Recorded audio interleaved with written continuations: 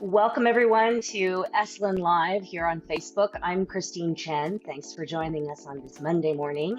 This is where we speak with change agents, swim some deep waters, and also swim around the edges a little bit and explore some pretty interesting topics that are timely and maybe can help us reach our full potential, or at least tap into it just a little bit. Joining us to dive a little bit deeper into the life-changing events that have shaped 2020, and that's been pretty intense year so far. Some say we are experiencing collective trauma. And Karestan Koenen from the Harvard T.H. Chan School of Public Health is joining us today. Hi, Karestan. Hello, Christine. Professor Koenen is a professor of psychiatric epidemiology. She is the head of the Global Neuropsychiatric Genomics Initiative of the Stanley Center for Psychiatric Research at the Broad Institute. She is also very passionate about using science to overcome violence and trauma. So grateful for you to be here today. Thank you. Well, thank you for having me. Yeah, you believe, from what I understand, that violence and trauma are preventable causes of health problems globally. Is that correct? And can you say more? Yeah, sure. The usual kind of violence and trauma that I study are things like being assaulted, sexual assault, muggings, the sort of more things that we think about pre-COVID, because COVID itself is a trauma, what we're going through now, and many of those things are preventable in terms of and they're preventable. And the reason we want to prevent them is not just because they're bad experiences in themselves. Of course, it's horrible to be attacked or something, but they not only affect our mental health, can feel anxious, depressed, have something called post-traumatic stress afterwards.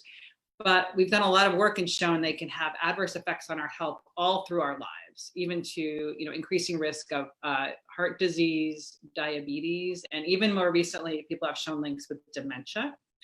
And so some of these events, these traumatic events that we think of them as bad in themselves, they also have these really long-term negative effects. Mm-hmm. So this is, just to differentiate, this is separate from, say, someone who has survived COVID and then has longer term physical effects that we're still learning about. Mm-hmm. This is more like the psychiatric effects of trauma and or experiencing something violent that then sits in your body and causes physical harm. Is that correct? Exactly. Beautifully said. Yes. So it's something like COVID. The infection itself has these long-term effects that people are studying and just learning about, but the actual psychological effect of the trauma. So that can be, losing a loved one to COVID. It can be, people are going through all kinds of stressors in terms of losing jobs, being threatened with losing their homes, the sort of threat we're all under living in kind of stay-at-home order. So all of those things can affect us psychologically and long-term physically as well. So let's back up again. Something you said that people are experiencing this and it's very stressful. We're all collectively across the world having a similar experience or at least crossover experiences. I read that anxiety is at an all-time high. This has thrust mental health into the spotlight. Can you speak a little bit about this idea of collective trauma and the impact that it might have on individuals? Sure. So we've seen collective traumas before, things like natural disasters, like the hurricanes in Puerto Rico. That was a collective trauma for folks there. Hurricane Katrina, the 9/11 terrorist attacks in the U.S. Those were countries that go through war and genocide. Those are collective traumas. What's unique about COVID is that really almost the whole world is experiencing at once. And so it's collective in the global scale that we've, at least I've never seen in traumas I study before. And people might ask, well, how is that different? So on the positive side, it's because we all have some kind of shared experience. We can support each other. It's not a situation where if I, for example, if I go through my own trauma, I feel very alone because no one else knows what I'm going through. So we kind of can connect and understand what each other's going through. The difficult aspect of it is that we're all really depleted. So for many of us, the people in our lives we might have relied on to get us through our own hard times are going through hard times themselves. And so that depletion kind of, all of our resources are tapped, which means that, some of the things that we normally would use to help ourselves and each other aren't available. And then there's the longer term. Yeah, go ahead. Sorry. Oh, no, I'm sorry. I'm sorry to interrupt. Keep going. Oh, no. And then I think there's the ways that something collective or something that many people have experienced will change the way we think about health, or have bigger social changes that were, whether it's the changes from people going into the office to working at home, those kinds of changes also come out of collective trauma, more societal changes, I guess. Mhm. I think that, and what I also wanted to bring up is because of COVID and we're experiencing this together, that typical things, like you said, that would help us cope or deal or treat may not be available because of quarantine or because we're not allowed to interact with other people. Does that just sort of layer on to this whole process of what we might experience as trauma, and then also make it such that to be honest, it's even worse? I mean, is that possible? Yes, I think so. The comparison for my own, if I can just draw my own personal experiences, I lived in New York City during the 9/11 terrorist attacks, and was a young clinician then, so was involved in some of the response to the attacks for people who lost people in the World Trade Center, the towers. And so I went through that, which was in New York, a collective trauma, and then going through COVID. And they're different in many ways, but one of the ways they're different is after the 9/11 terrorist attacks, everyone came together. I had every single evening, we had meals with all our friends. Some of our friends lost their apartments. It was like constant social support, constant coming together in many, many ways. And now what's really hard with COVID is that many of the things were cut off from a lot of the social support. And yes, we do things like this, like reconnecting with you on Zoom was great, but it's not the same for having everyone sitting around our room and hugging each other and be able to touch each other. And it's usually social support that gets us through these sort of more collective events. And that's the very thing we're deprived of right now. So I think that's the thing that makes it so hard. And in my own family, my brother-in-law lost his father and stepmother early in March in New York. And we weren't able to have a funeral together. I wasn't able to go to my sisters and take care of the kids so that they could take care of them, they could make arrangements. And so and that's just our family's experience. It's this kind of thing that everyone's experiencing. And it does make it worse, it's harder. How do we cope then across the generations? Can you give us an idea? I mean, I'm imagining that different generations experience this differently just because of age and where they are in life. Can you fill that picture out a little bit so that we can understand a little bit deeper what's happening?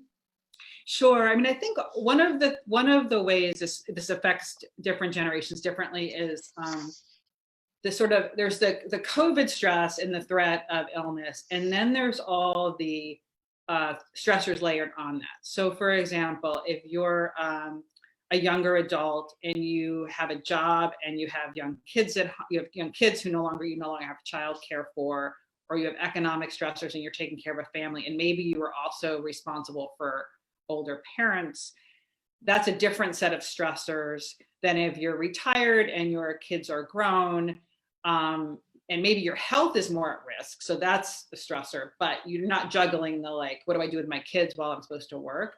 So I think that some of there's generational differences in the kinds of things people's experience of their daily lives right now. And that affects people's mental health differently. I think the surveys that I've seen, Kaiser Family Foundation and CDC, it does seem that young adults, especially those with kids or other caretaking roles, are experiencing the worst mental health right now. And it sort of makes sense because of all the demands on their time. So when you say young adults, can you be specific about generations or ages For so that we sure. understand I that think we're that talking cohort about, deeply? yeah, that's good. I'm probably millennials. People have talked about that millennial generation being under the most stress right now in terms of all the pieces of their lives they're juggling and how they've been affected by COVID. And also for millennials, they've just gotten a raw deal with the economy. They sort of graduated from, they began their careers with the Great Recession in 2008, and now they're getting kind of smacked again. So there's just a lot of challenges facing that generation in particular. And then I would say I'm technically Gen Xer, and us too, although we may be a bit older, many of us are the sandwich people, meaning we have older parents and kids still, and so we're also being sandwiched too. And it's in older adults, some of the data says that they may be doing better, not as not as anxious and depressed as one might expect, given the risk of illness. So when you say older adults, do you mean boomers? Is Yeah, this boomers, is sorry, this boomers. okay? That's okay. I mean, I Older try than not to me. give things, yeah. I mean, I try not to give things labels, but No, no, for boomers. better understanding. No. Yeah, right. The boomers. Okay. So in terms of boomers, why is this the most resilient generation according to the data? Well, so I think that you know, so there's a couple reasons. I mean, one, to be a little much of an epidemiologist, which I am, is that it's really hard to compare older people, to say boomers, to millennials or Gen Z, because the older people are survivors, meaning that to get older, you had to survive young, you had to live to be older. So by nature, the older, by nature, boomers are going to be healthier than younger people who kind of haven't gone through that time yet, if that makes any sense. So that's just, I have this like technical point about comparing, but I think that you can't underestimate the stress that, again, younger people millennials who are struggling with this work childcare issue. All the mental health surveys have really shown that people struggling with young kids at home their mental health is really suffering the most. And then you could also say perhaps boomers have, having gone through life, you have more perspective, and you've seen bad things have happened to you before, you've gotten through them, and that perspective can help make you more resilient, because life goes up and down, and you've seen it before, so you believe that it'll go up again, even if now is a particularly bad time. I want to ask you a question that I'm not sure if you have the data for this yet, but let's just see and just share what you can. Since we're talking about generations, I want to bring up Gen Z. This is the first generation that experiences life through a screen uh, more often than not. And, with social media and the advent of the ways that people can share information without it being validated or from specific sources, or just being able to choose what is in and what is out, and then sometimes also just being bombarded in general by many, many messages. What would you say, or what do you know could be the impact on Gen Z moving forward in the coming years? Yeah, that's a great question. So we may have a little data on that, not much, but it's of a personal interest because my son is Gen Z. He's 13, so he's basically Gen Z. I think a couple things we know is, one is they seem to be more able to adapt to this virtual environment because they're more used to it. They're just more, well, moving from in person to online for like someone like me who's is really just feels has been mainly, I feel, very deprived of the in-person contact. They are much more used to socializing and engaging in the virtual space, whether it's the fact that my son, he plays video games and he plays multiplayer games with his friends all the time, who in different spaces. So and also it seems like they are more actually, even with all the concerns about kids wearing masks and things, that actually young adults and the Gen Z, which goes from early adult college to younger, they're actually adapting to those changes kind of better than some of, again, people my age, Gen Xers are. So in some ways, I think they're more adaptable, and so adjusting perhaps easier. And then in terms of thinking longer term, I think we really have to see how this all plays out. I think the disruptions in school could have long-term adverse impacts if they continue, and hopefully we can get back to something that's more like normal. Yeah. But yeah. Well, my husband's Gen X and he plays multiplayer games as well. So, I mean, maybe there's something in that. That's a whole other study on its own, the importance of multiplayer games. Diving in a little bit deeper to the genetic makeup, since you are on that path in your studies, does our family genetics, do they impact whether we're more resilient during times of trauma, or is there any data about that? So yeah, so we have been studying the genetics of mainly of a post-traumatic stress disorder or other sort of mental health conditions after trauma.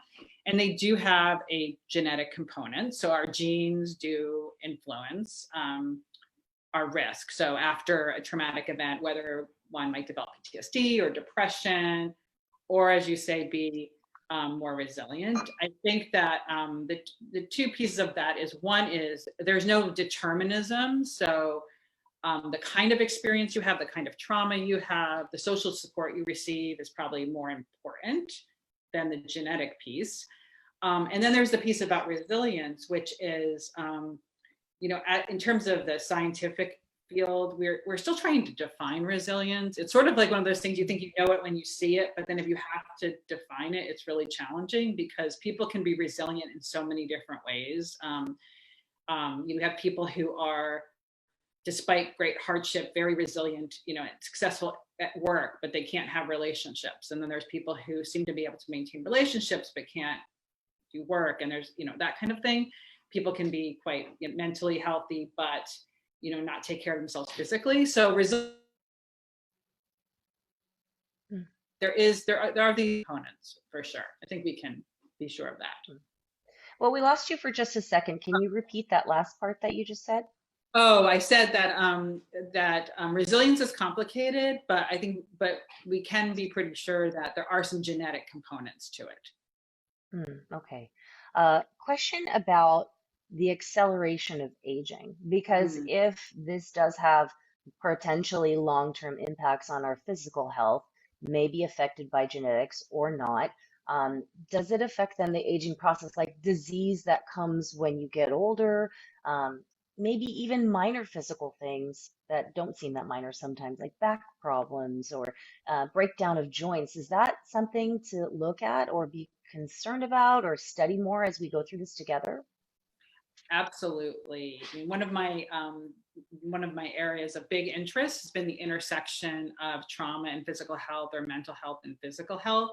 I think we as we meaning like scientists, but as a society, we divide the two, and it's sort of like the mental health is in your brain, you see psychiatrists, and then the rest of your body is kind of cut off and seen by other people. But what we know is that mental and physical health are they're bidirectional. One influences the other. And so absolutely the kind of stress we're under, we can all feel it. I mean, we feel it, and I feel it in my back and my shoulders and in, like just in my body. And longer term, that kind of stress can influence accelerated aging. So for example, there was a study that was done that looked at adolescents who'd experienced childhood abuse. And it looked at something called the epigenetic clock, which is kind of like it's a genetic marker, and you look at it in people's blood, and it can, you can compare these sort of markers in the blood by what they should look like versus if they sort of look older than the actual chronological age. And they found that these kids who'd experienced abuse did show this accelerated aging in these markers in their blood that you couldn't see. It's not like you could see it on their face or in their hair or on their body. So I think it is something that we need to be aware of. The good part is there are a lot of things we can do to counteract the effects of stress, and also to improve our own mental health so that we don't have these negative effects. Yeah. This brings up a question from someone who is live with us now, Oh, from Malin. She asked, and I don't know if you can answer this, and just sure. whatever you can offer is whatever you can offer. She asked, what are the best ways of dealing with childhood trauma and collective trauma, especially from growing up in a dysfunctional family? That's a really large question, so whatever you can offer, Yes, that is a very Professor large. Koenen. Okay, yeah, that's that. So that's a big question. I would say there's several different ways I would recommend. So one is through, getting help, finding a good therapist. I can also recommend, there are good books written by therapists or professionals that can be helpful individually. And then I think the other piece is one thing we know about trauma, and especially childhood trauma, is it really affects our ability to identify and manage our feelings. And there are a lot of things that can help with that are out there more in the sort of popular space that don't even involve a medical professional. All the things that, I mean, I know you know about these, meditation, yoga. And when I say meditation and yoga, you don't have to go to a mountain and sit cross-legged. Meditation can be taking a walk outside. Yoga can be chair yoga. It doesn't have to be, power yoga. And many of these things are massively available online right now. I'm sure the Esalen Institute offers some of these. That's one thing I would take advantage of in the virtual environment, is the amount of that kind of information. And then the third piece of that is one of the best things we can do, and this also gets dysregulated in childhood trauma, is really boring things like going to bed the same time and waking up at the same time, like taking care of your sleep, your eating, and your physical exercise, eating at the same time every day, or eating regular meals and keeping to your schedule.